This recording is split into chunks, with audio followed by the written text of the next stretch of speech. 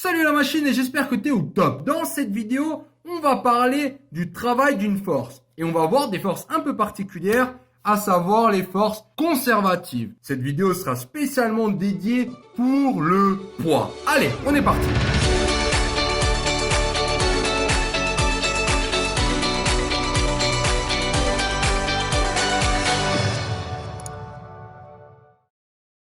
Le travail de différentes forces, et notamment d'une force conservative. Alors, un exemple d'une force conservative va être le poids. Bon, inutile de te rappeler que autour de nous, dès qu'on voit un truc tomber, ça nous rappelle bien qu'il y a le poids.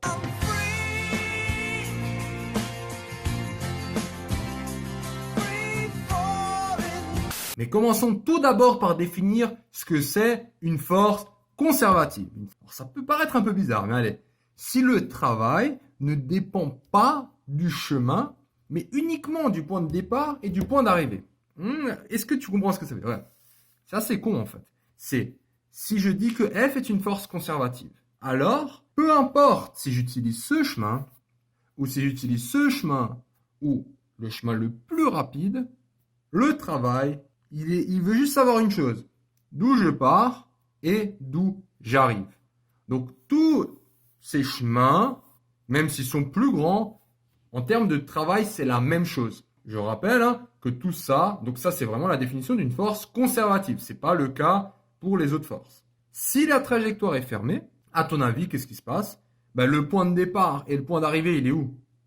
C'est fermé, donc et d'un coup, je suis nouveau là. Arrivée égale départ, donc le travail, on dit qu'il est carrément nul. Ouais? Alors justement, dans ces forces conservatives, on va avoir deux exemples. Dans cette vidéo, on va commencer par le poids, l'exemple du poids, la force du poids. Et dans une autre vidéo, on verra la force électrique. Passons au travail du poids. Donc voici une petite illustration. Qu'est-ce que j'ai fait?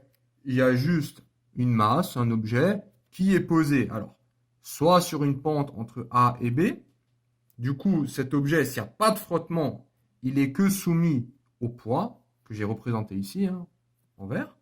Alors là, maintenant, tu vas me dire, est-ce que c'est important que je sache que ce chemin est droit? Ou est-ce que ce chemin peut être courbé? Ou est-ce qu'il peut partir en arrière, revenir, faire n'importe quoi? En fait, peu importe. Une chose qui est importante, c'est que on part du point A et on arrive au point B.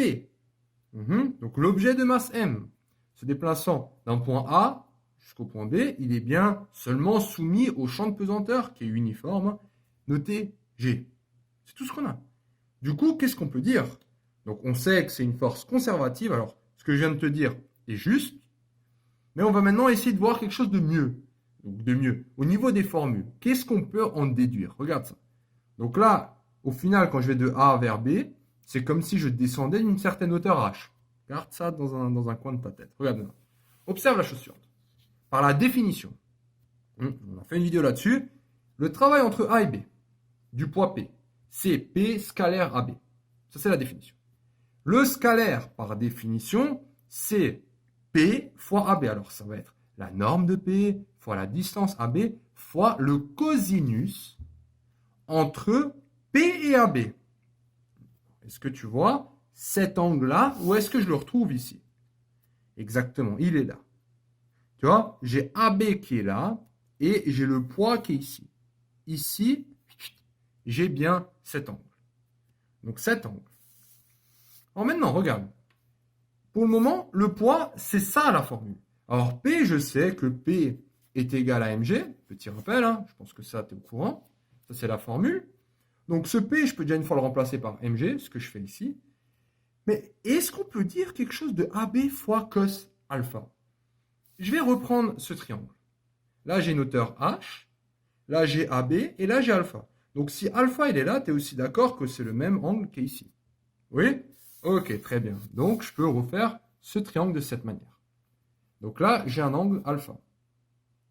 Et maintenant, AB fois cos alpha, tu vois, je me rappelle un peu du collège, je sais que le cosinus de alpha dans un triangle rectangle, c'est quoi?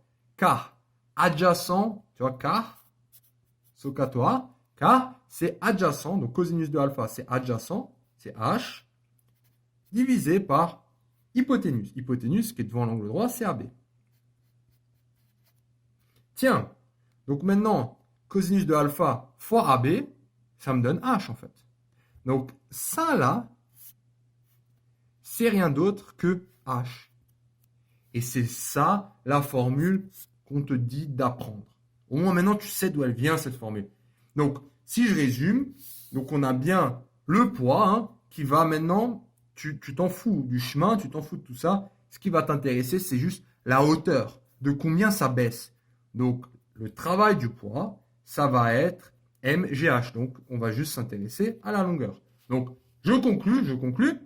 Le travail du poids ne dépend que du point de départ et du point d'arrivée. Et ça, c'est bien la définition d'une force conservative. C'est pour ça que c'est une force conservative.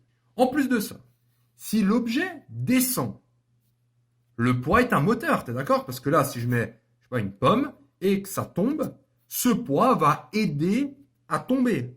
Hein, ça va être alors, dans ce cas-là, un moteur. Par contre, si cette même pomme, je la jette vers le haut, qu'est-ce qui va se passer? Donc la pomme, elle part vers le haut et le poids, il va essayer de la ramener vers le bas.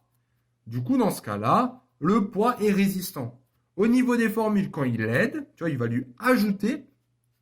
Donc ça va être un plus MGH. Et dans le cas contraire, ça va être moins MGH. Alors juste une petite précision encore au niveau des unités.